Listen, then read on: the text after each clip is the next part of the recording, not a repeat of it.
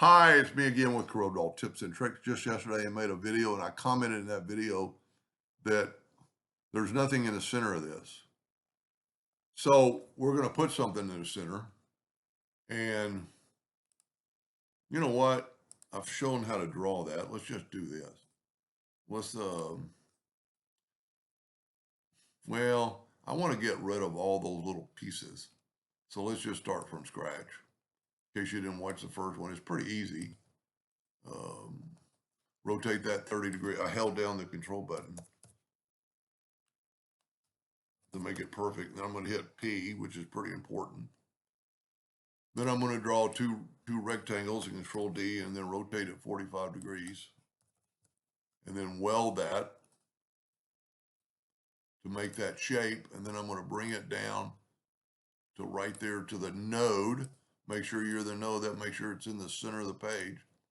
I think it's a little bit big, so I'm going to reduce it in size, holding down the control button or the shift key.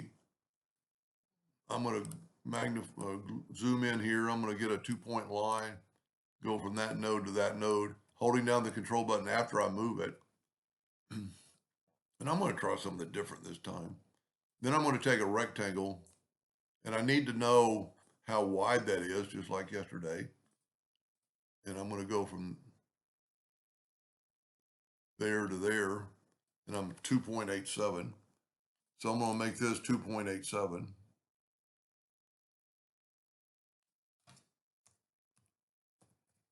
And I'm going to have to make it a little bit longer, maybe.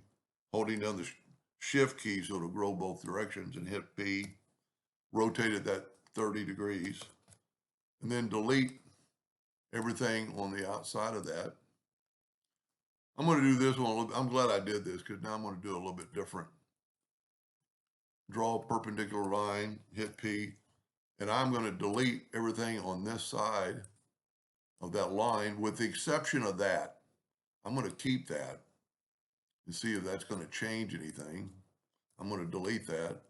I'm going to grab both these items and group them together. Control D, alternate C, and rotate it 60 degrees. I don't think that's going to really matter. It makes a unique pattern in the middle. That might even be a lot better. Now, if you remember, I grouped some of these together. I'm going to have to move my polygon out of the way. I'm going to go up to Object, and if you see the Convert Outline to Objects not highlighted, because we've got some groups, so I'm going to ungroup it. Then I can go to Object and convert it to a, well, one thing I didn't do is make it thicker. So I'm going to make it something other than a hairline.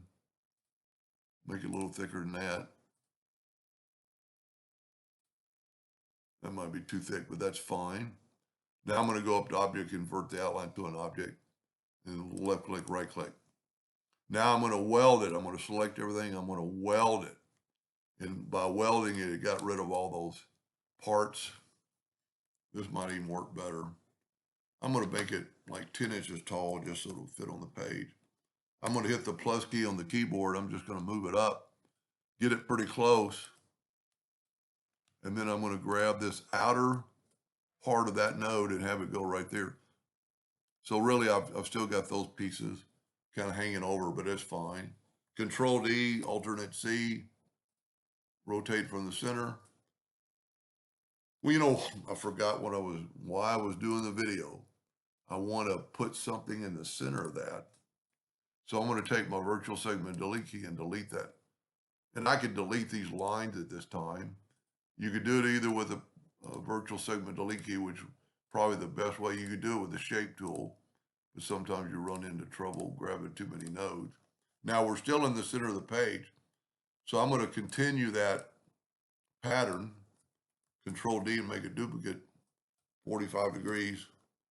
Select them both, weld them, make them something bigger than a hairline. And because I reduced it in size, I need to reduce that. And I'm going to hit P. I'm going to go up to Object, convert the outline to an object, and I'm going to left click. I'm going to do it in red so we can see it. And you can see we're quite a bit bigger, but that might even work too. But I'm going to take, holding down the shift key so it'll grow from the inside. Now we're a little bit thinner. Now the only disadvantage in this is I'm touching there. I wonder if I can weld this. See what happens. Nope, it just gets rid of that. You know what? Wonder if we do back minus front.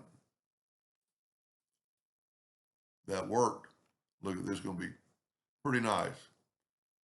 I think it's a group. It is. And so I'm going to Control D to make a duplicate and move it up. And then you're going to have to just zoom in because we still want that outer part, that node right there, to be on that node. Now we still got some overhang, and I'm going to try to figure that out. Control D to duplicate, alternate C to rotate 60 degrees. 60 degrees. Control D, Control D, Control D, Control D. See, it changed the pattern up quite a bit because you have this same obstacle. I made my lines too thin. Now, hopefully this will let us weld. And it did. And there you go. Now that's kind of, well, it's all one piece. That could be cut out on the laser and made something pretty neat. Now, if you wanted to go further with this pattern, you could. You could either rotate and put one here, or if you had your original size, because if you rotate this now,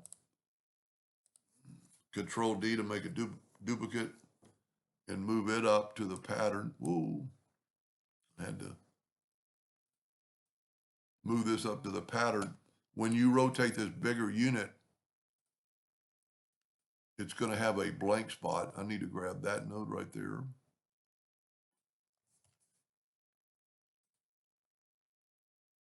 Let me move this out of the way. Go ahead and get rid of this. And now we Control D and make a duplicate, alternate C, and rotate it 60 degrees.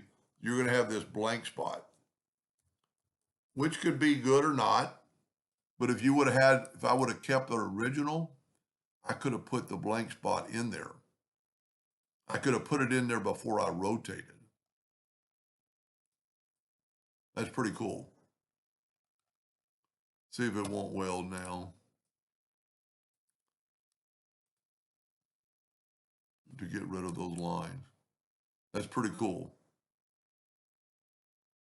And that one, man, I would have put another, well, it doesn't matter. I think it looks pretty good. It looks like a snowflake.